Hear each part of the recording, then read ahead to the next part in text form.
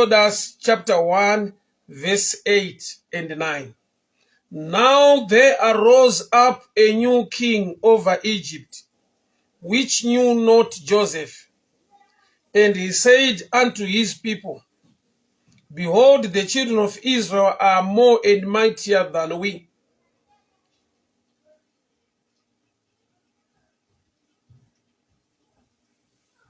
The children of Israel are more and mightier than we.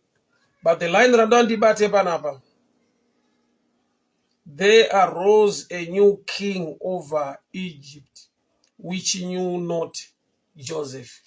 Kwakasimuka mumwe mambo muIjipita asingazive Josefa. Zvirikuedza kureva pano ndezvekuti Joseph akakonzera favor kuhama dzake nekuda kwepozisheni yaanga anayo muEgypt. Hama padzakauya kuzopotera pamazuva enzara. So anga ane kugarisana nekuwirirana nevaIjipita nekuda kwebasa raakabata, the wisdom yaakashowa, position yaakapiwa. Asi nekuda kwekufamba kwenguva kwakazouya mumwe mambo asingazive Joseph, kana kuti asingatarise zvakaitwa naJosefa. Aakuda kuita vanhu maslaves, vanhu vanga vambenge vari right. So ndanditaure along those lines tigone kuita prayer mangwanani ano. Iriko time mulife hama yokuti zvinhu zvinenge zvichitongofambawo zvakanaka, then all of a sudden zvatobenda. Chinhu chaimbokitisa mari haichabatika. Favor waimbowana mune dzimwe nzvimbo haichabudi. Zvimwe zvinhu zvaingoitika, life yakanaka, things have changed. Life in a seasons ekuti things will be dry. Life in a time saka uchiona kunopisa kunotonhora, there is summer, there is autumn, zvichingodaro. So there arose a king who knew not Joseph.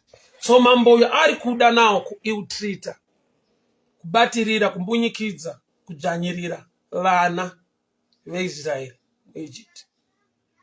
There arose a king who knew not Joseph. But pane key ye breakthrough kuwane veIsraeri, kuna king ariko, kuna mambo wamadzimambo anoziva Israeri. So pane nguva yekuti haikuziva hachakuziva, haikuda hachakuda, haikufarira hachakufarira. Masystems aita kuti zvinhu zvako zvidzikame, uchiti ndine security yangu pazvinhu zvangu zvikadai zvikadai. Life inodaro, things will change. There arose an economy isina ine degree rako. There arose a system isingatarise kuti zvakamira sei. There arose a demon, a spirit isina basa kuti imba ndeyako makaroorana muchidanana, kunongosimuka umwe mweya usingatarise your dedication kwamakabva nerelationship nemarriage nezvamaitirana. Mweya wokuti panokanganwikwa kugona kwako kwese, otangwa kufaitwa, kwete nokuti uri enemy, but nekuda kwekuti une zvauri kufungirwa. There arose a king. So mambo ndiye akatanga kufungira achiti vana ava pakamuka hondo vachabatana nema-enemies edu. Hazviri zvakataurwa nevana veIsraeri muEgypt. Mambo amuka uyu ndozvaari kufunga. If a war will arise, these people vanogona kujoin our enemies. Tikakuvata kufungirwa izvezvi hama yangu unogona kusaziva, but pane vanhu vari kutoronga, kwete nokuti une zvawakavatadzira, vari kungofungira chete kuti ukabudirira iwewe hazvivaitire zvakanaka, kuti degree rauri kutora ukanyatsopasa, mapepa ako akaita zvakanaka, promotion yauri kuda kupinda paira, visa rako rikabuda, nyika yauri kuda kuenda, zvinhu zvauri kuda kuita, plani yawanayo kuda kuzorora, munhu wako iri kufungirwa.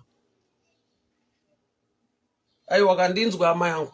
There arose a king who knew not Joseph. So haisi nyaya inosvika nguva yekuti uyu zvaJosefa haachaziva, but chinzwa pfungwa ina mambo uyu asiri kuziva nezvaJoseph. Zvanzi akati, these people they are more and mightier than we. Saka panozosumuka hondo. Handizvo zvakataura vana veIsraeri, handizvo. But mambo uyu ndiye ari kutaura ega. Maybe I need to read. Verse 10. Exodus 1 verse 10. Come on, let us deal wisely with them, lest they multiply. And it come to pass that when they falleth out any war, they join also unto our enemies and fight us, so to get them out of the land. Now let us set over them taskmasters to afflict them to their burdens. Israeli havana kubvira vataura kuti isu tiri kuzoronga kuzokurwisai kana pakaita vanhu vanokurwisai, we are against you. Havasi kutomboziva kuti kuna ari kuvafungira zvakaipa. Kutodhila navo kwete nekuti vane zvakaipa zvavakaita, but kune vanhu vari kutongofunga izvezvi. Life inodaro. Nyangwe vasiri vanhu vari kukurwisa iri mweya yetsvina, but mweya yetsvina inobata vanhu kuti vakurwisa. Saka kune vanhu vari kutofungidzira so kuti uyu akadai metsi dzakapa, regai tigare tamuendera mberi. Dhanzi vakaisa matask masters to afflict them with burdens. They arose a king who knew not Joseph. Shanzi mambo indokubva ati pakazoita hondo, vanhu ava nekuwanda kwavaita vachajoina maenemies, vakatiza munhu, vakatirwisa. Ndo zvakataura here vana veIsraeri? Handizvo. Ndo zvafungwa namambo asingazive, akanganwa nezvaJoseph. Dzimwe hondo dzauinadzo haisi nyaya kuti une chawakatadza. Hear me very well. Kune hondo dzinosumuka nekuda kwekuti kubudirira kwako. Kune vanhu vasina mufungo wakanaka pamusoro peupenyu hwako. Mamwe mabattles nemachallenges aurutarisana nawo haasi yekuti une chawakakanganisa, but kune vanhu vari kutongofunga beds. Ministry yake ikaita zvaari kushuwira kuita zvikangobatika, zvaanotarisira kuti zviitike muupenyu zvikaitika, ichava problem kwatiri. Yet Israel havana plan to fight the Egyptians, but kuna ari kuti tikazoita hondo nevamwe vanhu ava vachajoina maenemies vakatirwisa. Saka life inodaro ufunge. Pamwe pacho unozvidya moyo woshaya kuti kuchandakakutadzira ichikwa homa. Zvinoita kuvengwa usina chawatadza, very possible. Zvinoita kuvengwa usina chawatadza, very possible. Mambo ari kuti Israel inogona kuwirirana nemaenemies achatirwisa vakatiza muno. Ndo zvataurwa here nevana veIsraeri? Handizvo. Ndo zvaari kufunga kuti pakazongoita hondo vanhu ava vachabatana nemaenemies edu vakatirwisa. Israel haina kuuya muEgypt kuzorwisa vaIjipita. Vakatouya and Joseph akatoisa a plan yekuti nyika ive nechikafu, Egypt ikava a stronghold. But they arose a king who knew not Joseph. Saka mambo uyu ari wicked pakuti ari kudhila nevanhu vasiri kumaataka. Hausati wazviona here kuti vamwe vanhu you are not fighting them? Hauna, wakangofocusa nelife yako uri kuita zvinhu zvako, but you are a threat to them to an extent yekuti they fight you not because you are fighting them, but vari kungosensa kuti your breakthrough inogona kuti expose, inotisiya pakaipa. Breakthrough yako itori breakdown yako. That's why I always tell people this. As much as you love, as nyango uchida kukomborerwa nekuropafadzwa, are you ready to face enemies? Because blessing yese ine vanofara newe, yogoita the rest isingafare newe, neinotunyepera kufara newe, but breakthrough yako ndeyako kwete kuti ndeyavo.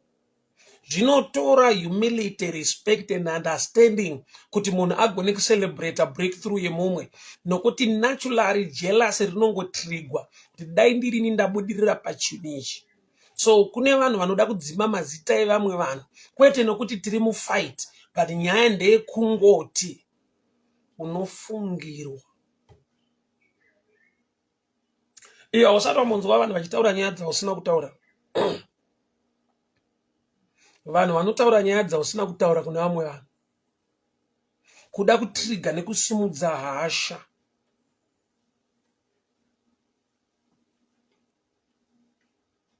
kuda kutrigger nekusumudza hasha kuti vanhu vakuvenge. Ko wakatadza chii? Chii chawakavatadzira? Ausana munzoona achitanzi anofunga ningi chaakatadzirwa chihombe naningi. Mapopotera anoita, matukira anoita.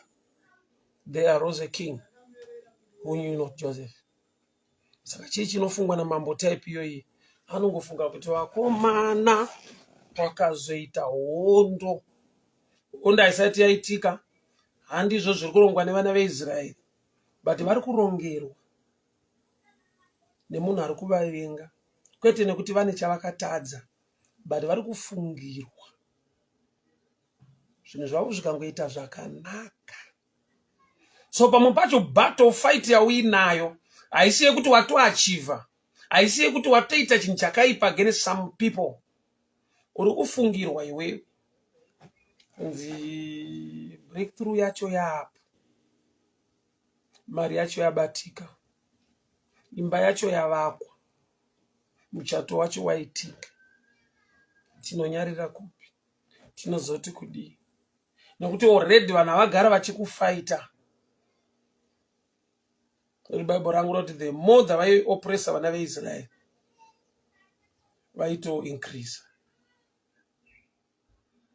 So life ndakadiscover kuti pamwe pacho hauvengwe nokuti watadza, but une zvauri kufungidzirwa kunzi ukasvika at this level hatikubati, haumisiki. Ukasvika at that level waexposa kuti you are intelligent. Ukasvika at this level waexposa isusu kuti hatina zvatinofunga kuziva kana kugona.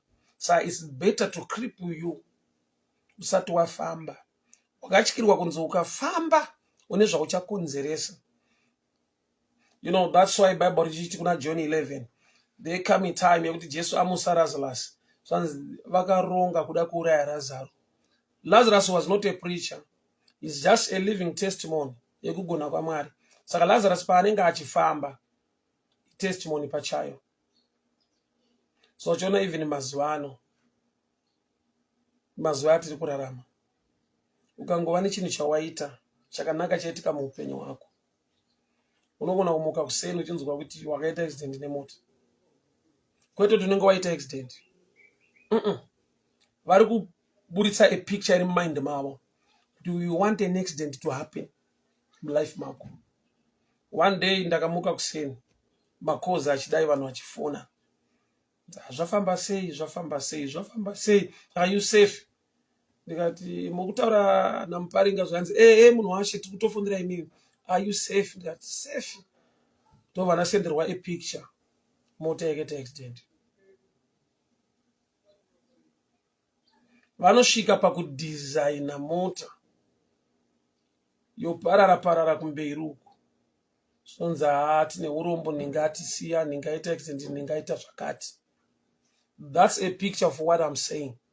Zviri kuiswa nevanhu pamafacebook against your life zvekunyepa zvezve isaini yekuti tikawana opportunity ndo chishuwo chedu.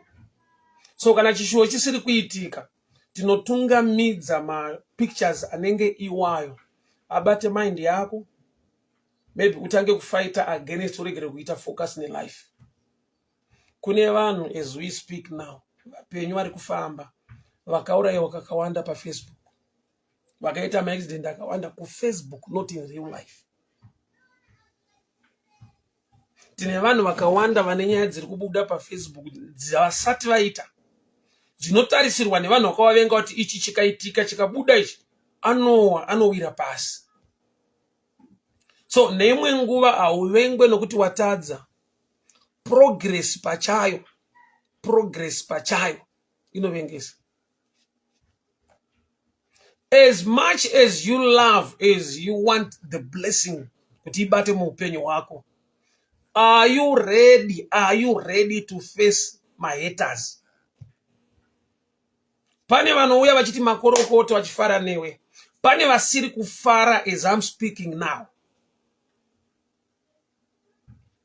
So izvozva vamwe vachiti aiwa izvo akaita zvekuba, aiwa izvo hazisi real, izvo hazisi genuine, zvinhu chaizvo zvinodai.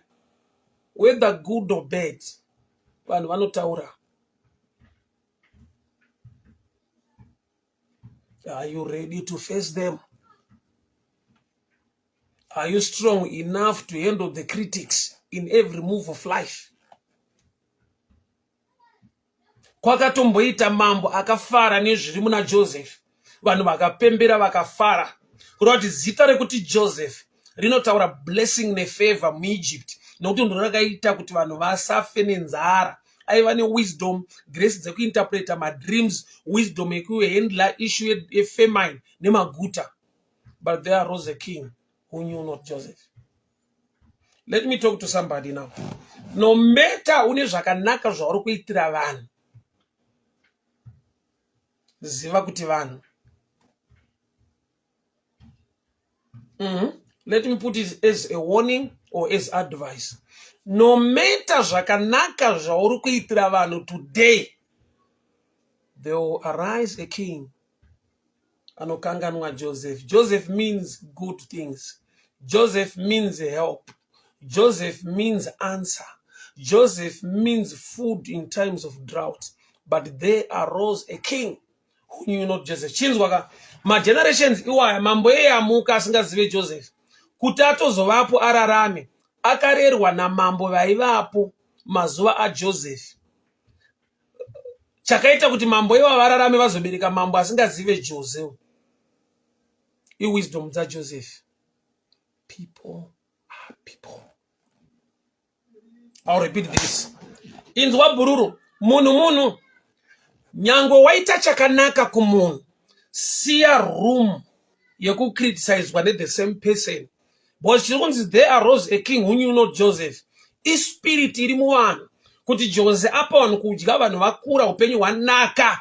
Vanosvika pavanongonzwa kuti we need to fight him. Munhu ari desperate, munhu ari muproblem, ane a different spirit na understanding. Kana munhu aguta asisiri muproblem, asiri desperate, ane imwe reasoning neimwe understanding yekuti unotya. Saka dzimwe humility ndedze fake muvanhu, nekuda kwekuti isituation yaari kwete kuti ndo zvaari. So when you help people who are in challenges, vane problems, remember kuti vane a certain level of reasoning and understanding because of problems. Vacha develop a certain reasoning and understanding nekuda kwekuti things are okay.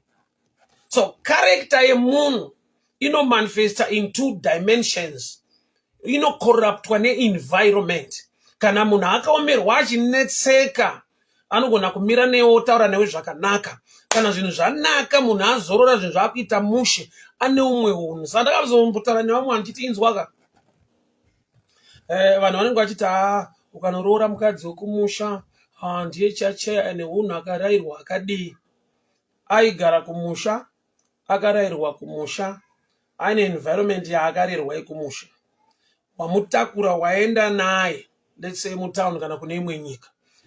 Munyika ine environment yayo neshamwari dzeko, zvaanombotanga achiresista achiramba, anopedzera champion mazviri. So nyaya ndeyekuti mambo anokanganwa Joseph ispirit inorarama muvanhu.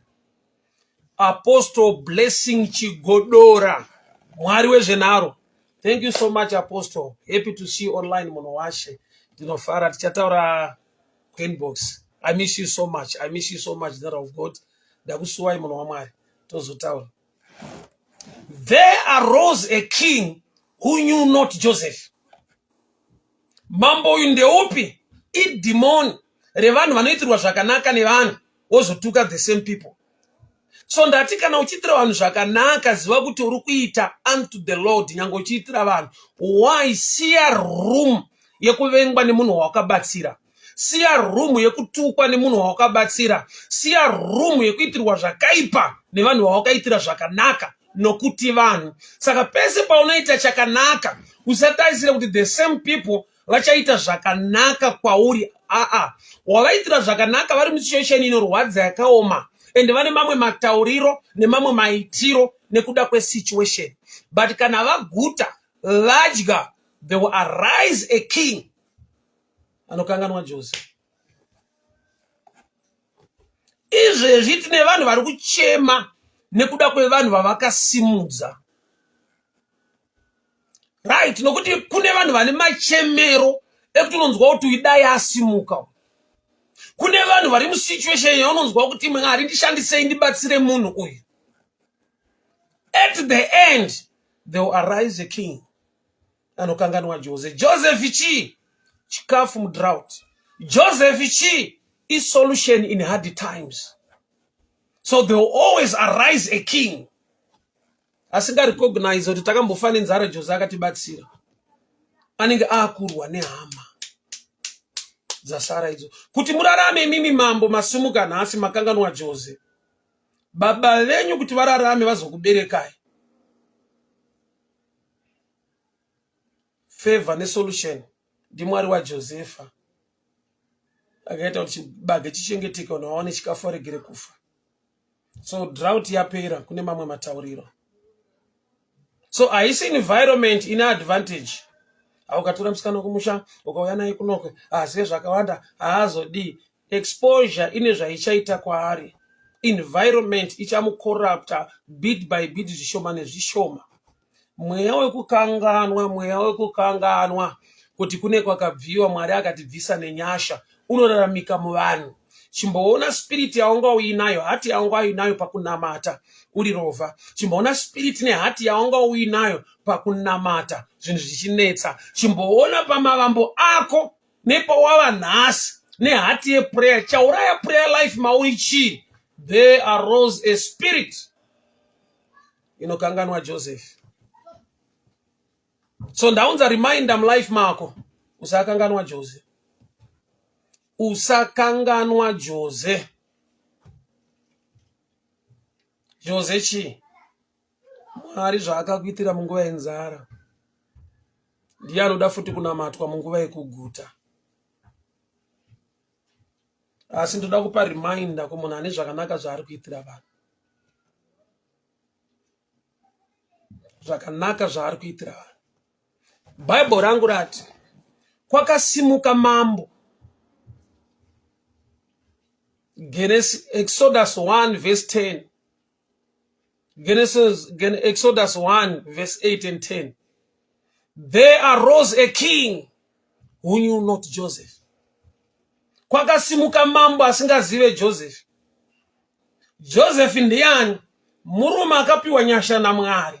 Akapa vanhu kudya nguva yenzara. Akapiwa wisdom uchenjeri. Akarapanura hope dzamambo. Nzara ikapedzwa vanhu vakaguta. Vanhu vaguta vabereka mhuri dzavo upenyu hwanaka. Kwakasimuka mweya unokanganwa zvavakaitirwa naMwari. Ndiri kuti kudii hama yangu? Zvakanaka zvese zvauri kuitira vanhu. Siya room yekuti vanhu wavaitira munguva yekushaya nekunetseka vane mafungiro nematauriro avo munguva idzi asingazoramba ari permanent kana vabalansa vamira vakuita zvinhu vega. Ari kunid help today akawana help yake akanyatsomira. Siya room. Last week nande kuchired takaenda ku game park. So what did not what are tina machinda game park taifamba kugona rezvo. So kune nzou yanga iri close nesu akomana chitora mafoto ndokubva yatanga kuflipa seve dzacho idzi. Ndokubva nditi yada kucharge ida kuya kuno kundofunga maidisturb nenoise. Vanoramba varimo mazuva ese vachiona mabehaviors emhuka nesaka akunzwisa akuziva. Kureva kuti akatoti simudzai mota tibve pano. Inenge inoda kucharge yabwe kana nenoise or something pane chainetsa. Oh, nyangwe mashanda nemhuka. But unosiya space yeroom yekuti mhuka hasi munhu. Even if you can tame a lion, chero mhuka inotyisa ukagara nayo pamba. Space neroom yekuti mhuka ukasaisiya unogona kudyiwa nemhuka yawachengeta for a long time.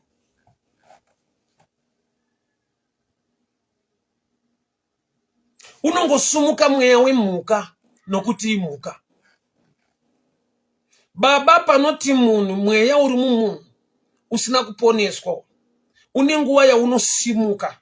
ausati wanza wana wakanetsana kuti nhasi ndokupedzera handina kusiya maoko kuJorodhani wazondijairira azviite enda ukuti saiza nokuti ndiri chiKristu ndombochikumura. Spirit iyo yekukangana kuti munhu muKristu iri mumunhu. Nenguva yaunotoda kurimindwa nevanhu kuti aiwa hatingadaro kababa, hatingadaro munhu waMwari, hatingadaro kasister, iripo time iyoyo inomboitika. Let's be real guys. Time yekuti even uri a preacher, uri a pastor, unotsamwa zvekuti vanhu vanokuti aiwa wakamufundisa hamuzodaro ka muri munhu waMwari, kuti handijairirwe nini, vanhu votora advantage. Why? Ka time ikako kuti they arose a king whom you know Joseph. Kari mumunhu. Zvinhu zvafamba zvakanaka, zvinhu zvaright. Kamwe kangoda kungoonерwa kuda kuti vanhu vazive kuti ndinazvo. Kari mumunhu wese ikako. Zvine nguva yazvinotrigwa so. They arose a king, they arose a spirit. So what am I saying? Nyangwe ukabatsira munhu zvakadii, wamuitira chinhu chakanaka, yes, ari munguva yekunetseka nekushaya, wagona, Mwari vakushandisa to minister kunidi yeupenyu hwemumwe munhu. But tarisiro yako ngaive muna Mwari pazvizhinji, nekuda kwekuti waitira munhu ari musituation yakaoma ende wamburitsa musituation iyoyo, ane reasoning iri kutangira pakuti haana kuomerwa, ane reasoning iri kutangira pakuti kuomerwa hasisina, ane mamwe matarisiro aakuita vanhu ekuti vamwe vanopedzera vane kukanganwa mavari to an extent yekuti vanotofaita vanhu vakavasimudzira. Kune kwawabva nevamwe vanhu muupenyu uchivaitira nyangwe zvakanaka. They are the same people fighting you today, and you wonder. They arose a king who knew not Joseph. Jose means food. Jose means good life. Jose means solution in times of trouble. Saka vari kusumuka vachikanganwa Joseph ndaanani, vanhu vanokanganwa kuti vakambodya sadza kumba kwako. Vanhu vanokanganwa kuti life yavasvika iyi, maoko ako akaparticipate pazvinhu zvavaachievha today. I've met people ini vanokudza ende vasingarevi nhema with evidence, zvida nemaphotos and a lot of things as evidence kuti ningi uyu we came along this way, tikaita izvi neizvi neizvi neizvi. But kwaari uko nhasi akatogadzira maboundaries, maborder yekuti neniwa handigone kusvika. Inzwa, let me show you a picture iri clear. Munhu wese kuti asvike paakasvika, kune vanhu vanosangana navo along the path yedestiny yako. Vamwe wekuti iwo waakumberi vanoramba vari kumashure, but vakashandiswa naMwari kuti unosvika kunzvimbo iyoyo. Saka paunoisa maborder nemasystems amunoti professionalism nemastandards enyu, serious space type iyi vanhu ivavo, nokuti wai mauri munenge masumuka futi mweya. Wandiri kuti they arose a king who knew not Joseph. Kuna akakupa sadza, nhasi hauchatombodyi sadza. Kuna akakupa sadza, nhasi haudyi sadza iwewe. Une zvawakudya zvaunoti zviri nani kumusoro. Sawakanganirei Jose? Ndomubvunzo wangu. Wakanganirei Jose? Maybe the danger, like, can operate from both angles. Sometimes the danger, they could let me warn Joseph. Tinana Joseph now, vanhu vakamira newe in hard times. Mukabatsirana muri kuma levels iwayo.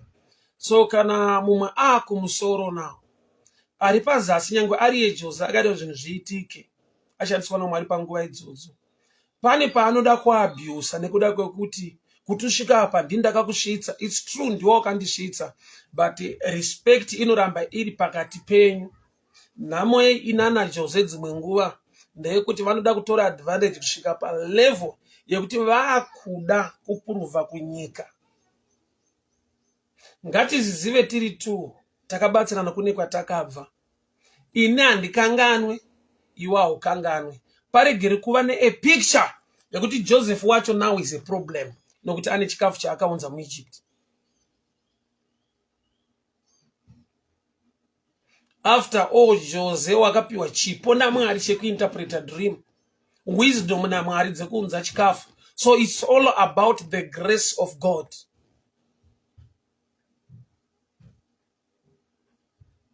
Dai Mwari watiwanira nyasha. Dai Mwari watiwanira. Baba Gideon Mutandwa makadi zhenyu, God bless you. Mwari vakuitire nyasha zvikuru. Tanya Shoko kuri Seiko, are you still in China? Happy to see you. God bless you. God bless you. God bless you. They arose a king who knew not Joseph. Zviriko. Kuna mambo anongosimuka. Ndati mambo anorepresenta a demon. Rekuti kune vanhu vanoti waitira zvakanaka. Vabuda munzara yavo muIjipita. Vaguta. Famine isisiko. Vanoita mweya wekukanganwa. To an extent yekuti vanoronga kutokuataka. Zvanzi mambo uyu paakasimuka asingazive Joseph. Akati, let's deal with these people wisely. Lest they will multiply and join our enemies. Urati matone attack. Kwete nokuti makaipa. Asinokuti kuna mambo ane mweya wekukanganwa. Saka kune vanhu vokuti wamubatsira unodemba kuti sei ndakamubatsira. But let me tell you this. God will bless you anyway. Mwari unounderstanda kuita kwevanhu. Mwari vakakushandisa nechikonzero. Ukaseva purpose nekuda kwaMwari panguva yacho. But people are people. Siya room yekuti ndakabatsira munhu. Even ari munhu waMwari unosiya room yekuti ndakabatsira munhu waMwari. Nokuti panoti munhu zviri muvanhu. Because there are times yekuti munhu akubatsira today at a certain level. Unoda kuzomucompare nevanhu vari kukubatsira mangwana at a bigger level. All of them, chinzwa ka, akatokubatsira uri pa lower level, ndingatomuti ari greater than ari kukubatsira uri pa level. Why? Nokuti kuti uzosvika uku kuti uya kuchikuona hakwaishikika usina kudya sadza redhora pamusika.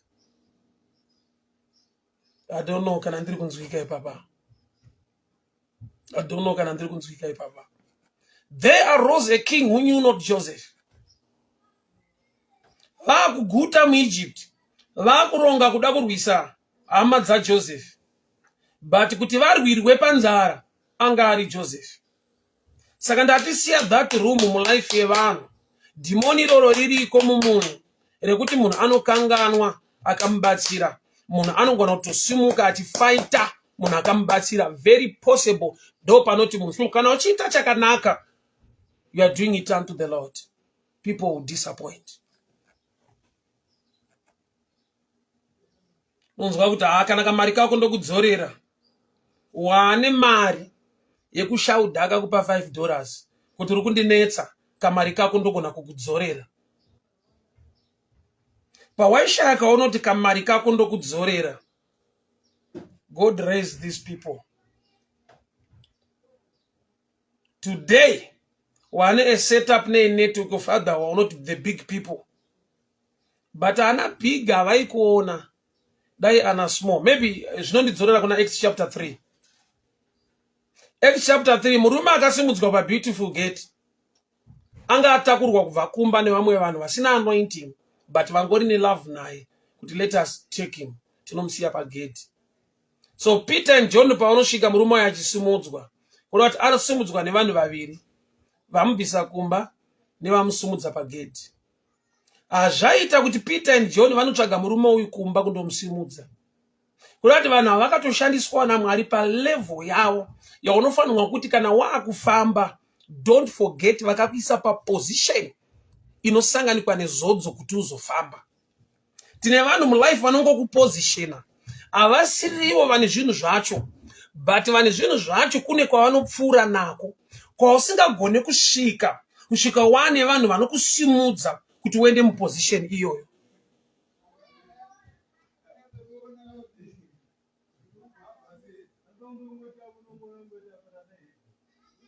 Why are you forgetting Joseph? Why are you forgetting Joseph? There arose a king who knew not Joseph. Why are you forgetting your Joseph? Nokuti Joseph afa. Iwo wa mambo. Hakuna ile nyororondo.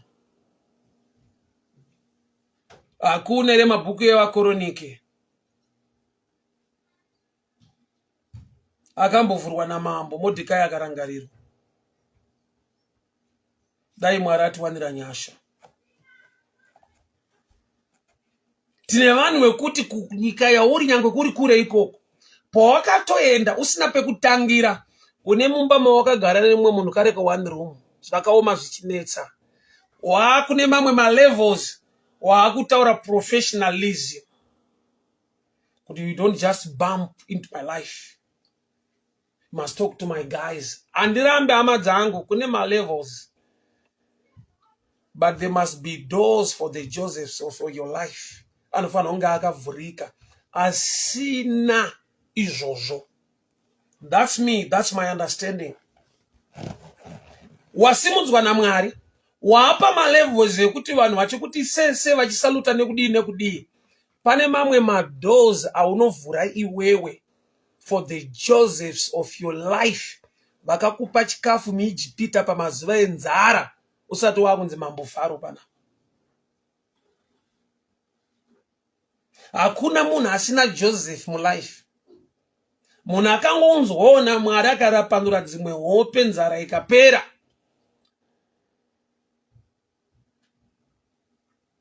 So namwe yataita dzimwe nguva, too professional, too powerful.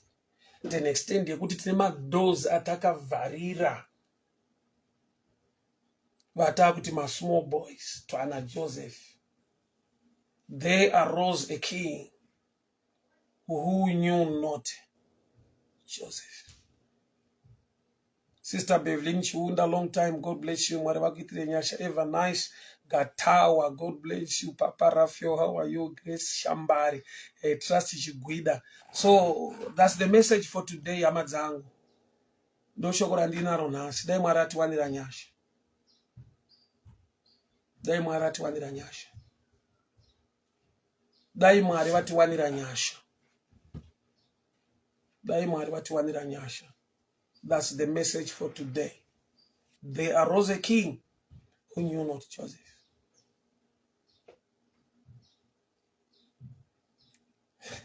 Baba Mtando, aiwa apatarowa sapatina kudya kwemweya. Waitira vanhu zvakanaka. Waita nemoyo waMwari. Wazviitira kuna Mwari. People they disappoint. People they change. Reasoning yemunhu ari munzara yakasiyana nemunhu aguta. Reasoning yemunhu ari kutambudzika yakasiyana nemunhu ane upenyu hwatambanudzika zvakanaka.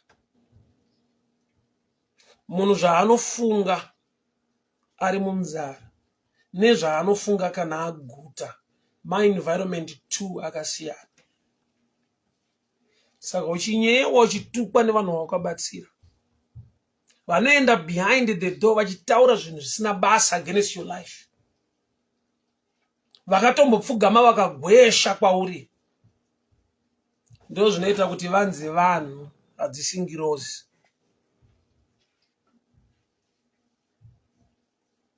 Rekanyatsogara ndipe warning iyi, tiite prayer. Vanhu vawakaitira zvakanaka vese, havasi vese vanoramba vachiziva nezvaJoseph. Bible rati there arose a king who knew not Joseph. Siya room yokuti ndakaitira vanhu. Vanhu vanochinja. Wai zvaita kuti vamwe vanhu vaite nguva vari kuzvininipisa, vazvideredze kwauri. Isituation dzavanga vari. Vaite sekunge vari loyal kwauri. Isituation dzavanga vari. Nekaperiod kawakabudisa musituation idzodzo. Kulevel kwava vane shamwari dzavasangana nadzo. Vanotuka pavakatangira. Vanotuka chakavasimudza. Ndo panoti vanhu. Saka uchiona tine vana chaivo. Vanokanganwa kuti takaberekwa nevabereki. Anotoda kuparidzirwa kutopiwa a reminder yekuti dai wachengetawo mubereki wako, rangarira mubereki wako. Kuna vanhu vanotoda kutoforcwa chinhu ichocho. Chaifanirwa kuva natural, munhu ngaangorangarira gogo vaihodha musika, mama vaihodha musika, sekuru vakanditora, baba vafa, ndikatorwa nabamunini, baba vafa, vakaisa bhedheni kufamily yavo, vakanditora ndabva kune they arose a king. When you know Joseph. Tine vanhu vekuti mawakarerwa hamusi mumusha menyu, wakafirwa, it's beyond your control. But unozviunderstand kuti akakutora. Dzimwe nguva maiva vana vadiki, vana vanomiswa apa, vanhu vanomiswa onzi ninga anotorwa naningi, vamwe vanoshayiwa kokuenda, kogoita anongomutanga amanikidzirwa kuti chingotorai vana uri ngavangouya ndigare navo. Hauna kugara newe zvelavha, wagarirwa newe kuti vanhu pavakagovana vana pafiwa, kune wakati isusu no nemhuri dzedu tiri right, mwe akati ngavangouya. Pakatangira life yako panorwadza, but pana akaita cheapiness Joseph of your life. Zaita samambo kuIjipita, anzine shoko raMwari, they arose a king who knew not Joseph. Usakanganwa Jose, usakanganwa Jose. Sati wakukwanisa, I remember ndichienda ku street preaching parenke kuwadzana, ndine wandaikumbira mapush, kuna akandipa bhutsi yekutanga kupfeka kuti ndimire. Nhasi vazoziva nhasi kuti apa pane muvhangeri, we came a long way. Nevanhu vasina kuita zvikuru, but vakandisvitsa pari kuitika zvikuru. Father, I pray for every Joseph of my life. Mweya wokukanganwa uregere kubata pandiri. Mweya wokukanganwa vakandibatsira nemweya wokukanganwa vanondibatsira uregere kudominata muupenyu wangu. Baba, takupai mbiri nekokuremekedzai. Vana venyu varangarirei, vachengetei, vagonesei. Vari masituations anorema Mwari, Joseph ngaatumwe muupenyu wavo. Hope ngadzira panurwe, nzara ngaipere, ngavararame vagotaura, vagopupura kunaka nekugona kwenyu. Muzita raJesu Kristu weNazareta. Amen and amen. People, God bless you. Mwari vakuitire nyasha. You can share with others. Ndokuti vhangeri rifambe naye. Yeah, I encourage you to share nevamwe, because zviriko kungokanganwa Jose. Asi ndakuudza kuti nyangwe kuna mambo akakanganwa Jose, asi mambo wamadzimambo haana kukanganwa rudziro kwaIsraeri.